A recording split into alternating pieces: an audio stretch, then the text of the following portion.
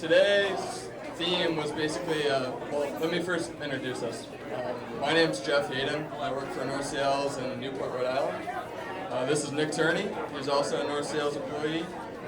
Zeke Horowitz, pro sailor. Jackson Benvenetti, Los Angeles North Sales. California. Yeah. So we'll talk about a little combination of yesterday and today. Tends to be the theme here is puffy and shifty and kind of all over the place, but today was really a persistent righty was the theme of the day. So first question is for Zeke. He had a great first race. Really solid first race. Small shifts. Yeah, small shifts. And I think you guys led wire to wire. It's pretty impressive. Can you just talk us through kind of what you saw going into the race, where you started, and how you managed to keep the fleet behind you throughout the race? Can you all hear me okay? Cool. So we thought for sure that the forecast was for the breeze to go to the right, as Jeff was saying, so we wanted to protect that side. But it seemed like by the time we got the real race start off, the breeze had kind of shifted to the left a little bit, and they moved the pin up enough that we weren't going to all be over early, which was, I thought, nice of us to stay behind the line for one. So we wanted to move down towards the pin a little bit just to take advantage of the bias. But we also really wanted to get onto port tack as soon as we could to try to get to the right, which we thought was going to be favored. And we managed to start basically in the middle of the line, maybe a little bit towards the pin, but we were tacking with about 3 seconds left to go in the sequence. And that was because everybody that was to the right of us was really, really far behind the line. So my tip for that is to just be really, really aware all the time of if we're in a left phase or a right phase in that final 2 minutes, because if it all of a sudden goes a little bit left, it becomes really difficult to get up close to the line. And I bet the middle of the line was probably 30, 40 meters behind the line, a lot of the group. So that let the guys at the pin really jump out. So I just think always take a second and check in on the phase the breeze is in that last 2 minutes and make sure you're able to get to the line. So that was our game plan. We were able to execute that, and we just kind of went to the right all the way out there, got the right shift, and for the rest of the race, our whole game plan was stay to the right of the bad guys and kind of stay between them and where we were trying to go. So thanks. So next question is for Jackson. As a main trimmer, you're kind of dealing a lot with the rig and the power on the boat and trying to keep a constant angle of heel all the time. It's pretty hard here. It ends up being puffy a lot of the time, and a pulse will come through and it'll be a lot windier than it was a few minutes before. So kind of how are you gauging the rig tension if you're underpowered, overpowered? And how are you surviving if you're caught a little bit out of tune, which a lot of boats were as the puffs happen? Yeah, so we have a new Selden mast that we're trying to figure out, so that was a little bit tough for us today to know exactly where our base setting was. But to speak a little bit on how we get to the right setting is, we have our tuning guide and we pay attention to that. And we just go upwind and kind of focus on what the headstay's doing and the leeward upper shroud while you're properly going upwind. And ideally, you just want it to just barely be braking. Sometimes, though, if it's a little really light and really choppy, the headstay could be bouncing around frequently. And we don't want that. We want it to be stable, more or less. A little breathing every now and then is okay. But sometimes you have to end up maybe an extra turn on the caps or something to try to stabilize the headstay so that it's not flapping around all the time. And obviously if you get caught with it one way or the other, I think if you get caught with it too tight, one thing to do is kind of make sure you're bow down a little bit and sailing kind of more twisty and a little bit more bow down, because once the boat slows down, it's really hard to go through the gears to accelerate again and get going again.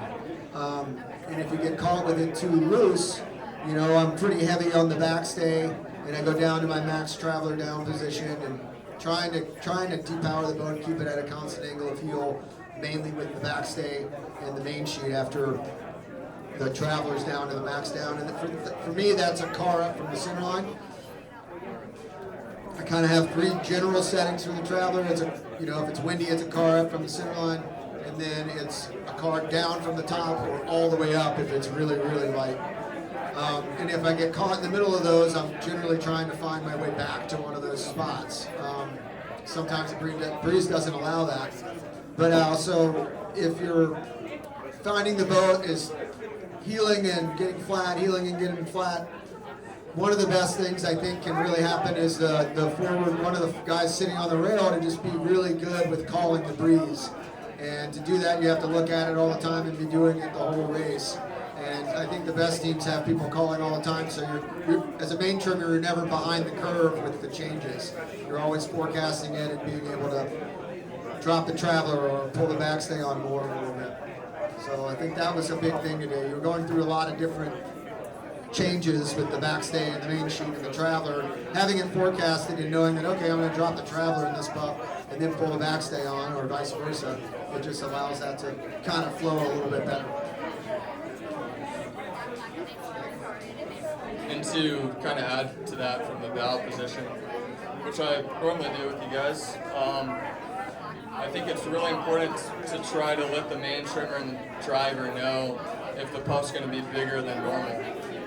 There's lots of small puffs that happen, but sometimes there's a big puff, and we call them scary puffs. And then at least the main trimmer will look and see the puff, and they'll know what to do. And then as that happens a few times and they gain confidence, maybe they'll know, like, oh, this is a scary puff again. I'm going to pull on the backstay preemptively and be ready to use the main sheet already and stuff like that. It makes it a lot easier to sail. Nick, you're super disciplined, and I kind of wonder what you thought going into the day and how you approached a persistent righty. I mean, you knew the low pressure was moving west to east, and it was probably going to go right throughout the day. How do you set yourself up to sail a persistent righty? So that's a good question. We all saw the forecast. We all kind of knew what was going to happen. And I'm sailing with a team that I've done a few regattas with, but we don't have a whole lot of reps on the starting line. And so our focus was really just trying to get off the starting line and give ourselves a chance to sail a good first beat. I think for a lot of teams, you can overthink the forecast and put yourself in a bad spot on the starting line, knowing that there's going to be a lot of high density at the weather end because boats want to get right. And really, not many boats are going to have a successful start in that high density area. So our starting strategy was to be more middle, almost more middle pin, because sometimes at that start the breeze did shift left a little bit. But we really just primary focus was get off the line and be able to sail a clean starboard tack for as long as we could and look for an opportunity to get right when we could get right.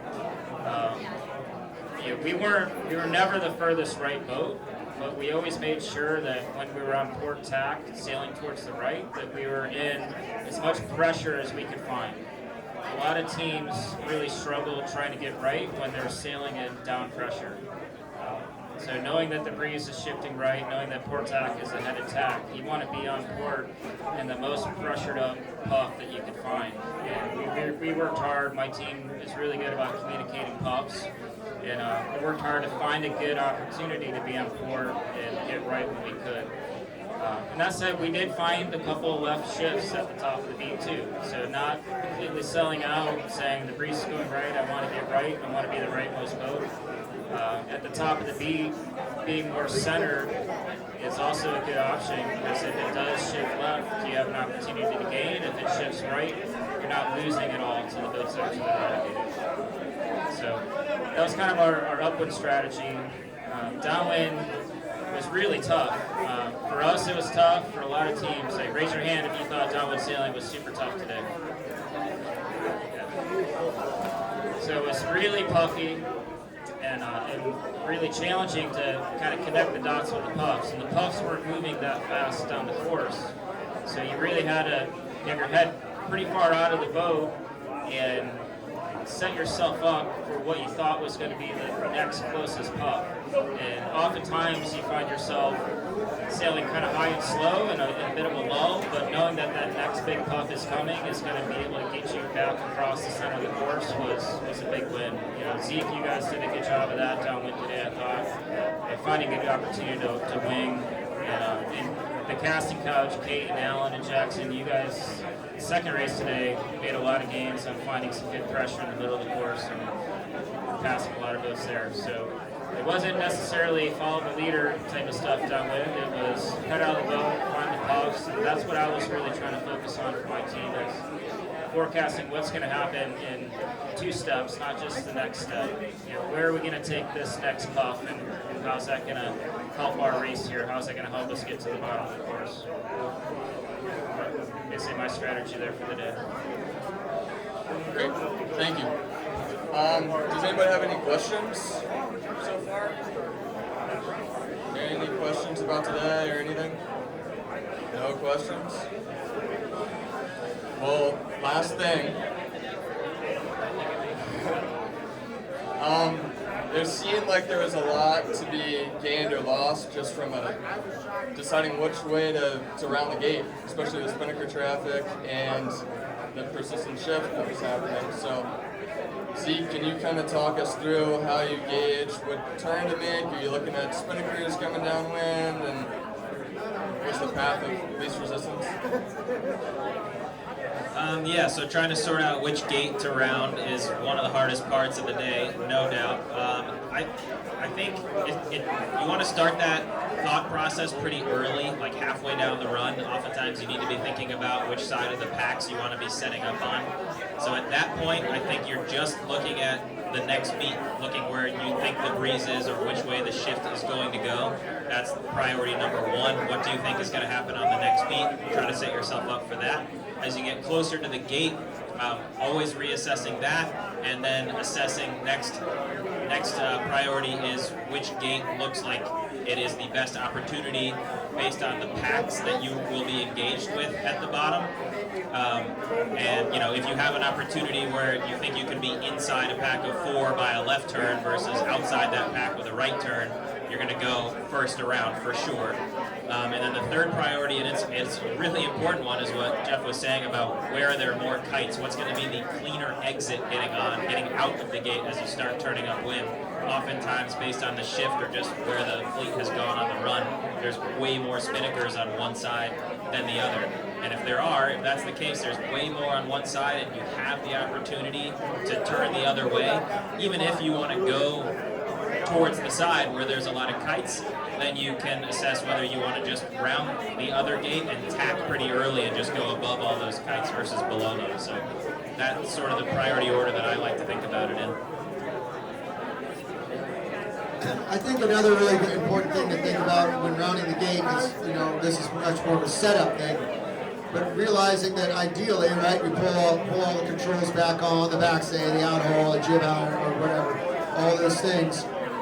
But realizing that if you're going to round and go through like a bunch of kites or a bunch of bad air, that you're setting them back to like the looking like powered up settings. You're not just going back to the sailing and clean air all by yourself. So the outhole's a little bit more ease, the jib iron's a little bit more ease, maybe the backstay's a little bit more ease if it's on.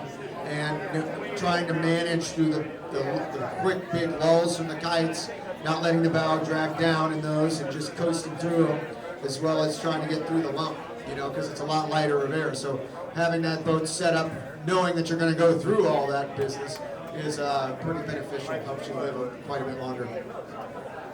One other thought that came to my mind is literally the maneuver that has to be done to round one of the gates. A lot of times you're kind of like, it looks about even, everything's kind of even. Think about what's an easier maneuver to do. If you could just be fast in without having to do a big swavel or doing a jibe and then a takedown, if you can just go, you happen to be on a perfect lay line, do that. It is much, much faster than having to do a big swavel down or just sail low and slow to get into a gate. So think about that too, your approach to the mark. If you have an opportunity to be hauling in there, there's a lot of boat lengths to be gained out of the exit there too. All right, that's about all the time we have, unless anybody has any final questions. You can find any one of us after. I'm in the powerboat, so I took a bunch of pictures today. I'll be up there again tomorrow taking pictures. If you haven't already, come up to me and give me your email or phone number or whatever, and I can send you all the pictures next week. So thank you to our panel. Thank you guys. Good luck tomorrow.